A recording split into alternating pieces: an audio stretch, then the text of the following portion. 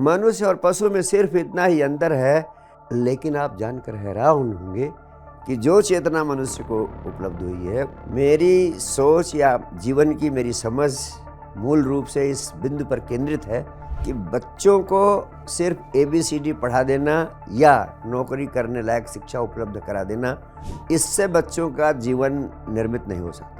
अगर व्यक्ति जिंदगी में ध्यान की महाऔषधि को नहीं उपलब्ध कर पाया, तो निश्चित रूप से समझिएगा कि वो इस पृथ्वी पर मनुष्य के पैदा होते ही दो संभावनाएं हैं।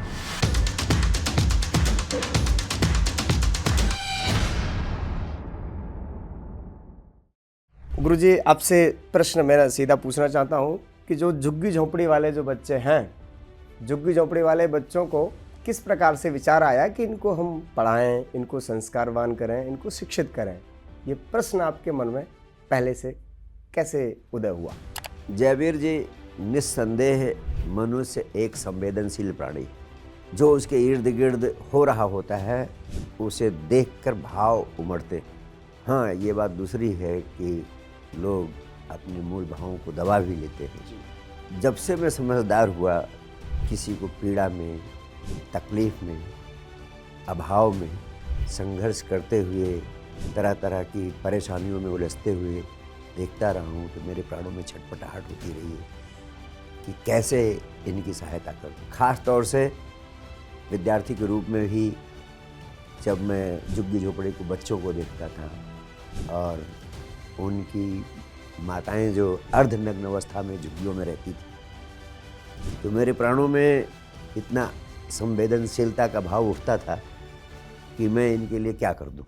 तभी से यह संकल्प मेरे प्राणों में उठा कि जब भी मैं कुछ कर सकने की स्थिति में हूँगा, तो झुग्गी झोपड़ी के बच्चों के लिए ज़रूर कुछ न कुछ करूँगा, जो ज़िंदगी भर कभी किसी स्कूल का मुंह देखे बिना गरीबी का नरक झेलते झेलते मर जाते। और यही मेरे हृदय की पीड़ा, मेरे पास कोई संसाधन न होते हुए भी आप जैसे तमाम मित्रों के सहयोग से झुग्गी झोपड़ी शिक्षा सेवा के आंदोलन को भारतवर्ष की भूमि पर खड़ा करने का मैंने संकल्प लिया। और निस्संदेह आज इस मिशन के माध्यम से मैं झुग्गी झोपड़ी के असहाय बच्चों की मदद कर पा रहा हूँ। और इस आंदोलन के पीछे एक दूसरा महत्वपूर्ण आयाम यह है कि मैं इन बच्चों को सिर्फ पढ़ाना मेरा लक्ष्य नहीं है। मेरी सोच या जीवन की मेरी समझ मूल रूप से इस बिंदु पर केंद्रित है कि बच्चों को सिर्फ ABCD पढ़ा देना या नौकरी करने लायक शिक्षा उपलब्ध करा देना, इससे बच्चों का जीवन निर्मित नहीं हो सकता। बच्चों को मूल रूप से बचपन से ही ध्यान और प्रेम की दीक्षा देने की आवश्यकता है। ध्यान मनुष्य के जीवन के विकास के लिए महाऔषधि।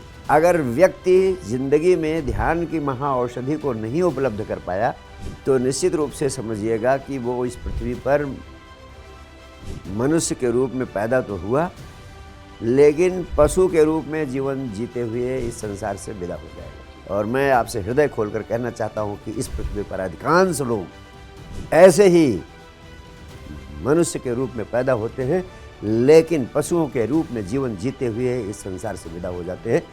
निस्संदेह वो मकान बना लेते हैं, बड़ी बड़ी दुकानें चला लेते हैं, लाखों करोड़ों की कमाई कर लेते हैं, लेकिन वास्तव में पशुओं का जीवन जीते हुए ही संसार से विसर्जित हो जाते हैं, क्योंकि उनके जीवन में जो परम शांति, परम आनंद और यहाँ तक कि परम आनंद को उपलब्ध करने की संभावना है, उससे वो वंचित हो जाते हैं। मनुष्य के पैदा होते ही दो संभावनाएं, या उसको पशुओं से अलग चेतना उपलब्ध हुई, यही उसकी सबसे बड़ी संपदा है। मनुष्य और पशु में सिर्फ इतना ही अंतर है कि मनुष्य को चेतना उपलब्ध हुई है, पशु चेतना से वंचित।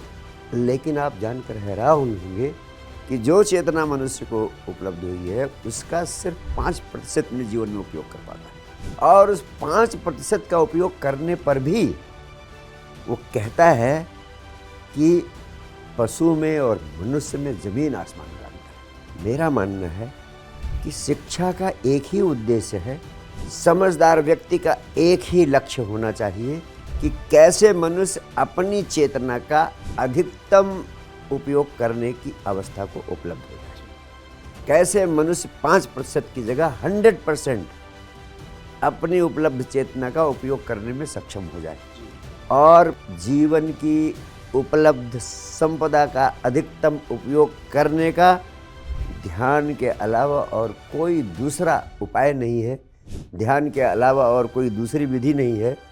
इसीलिए मैं कहता हूँ ध्यान महाऔषधि।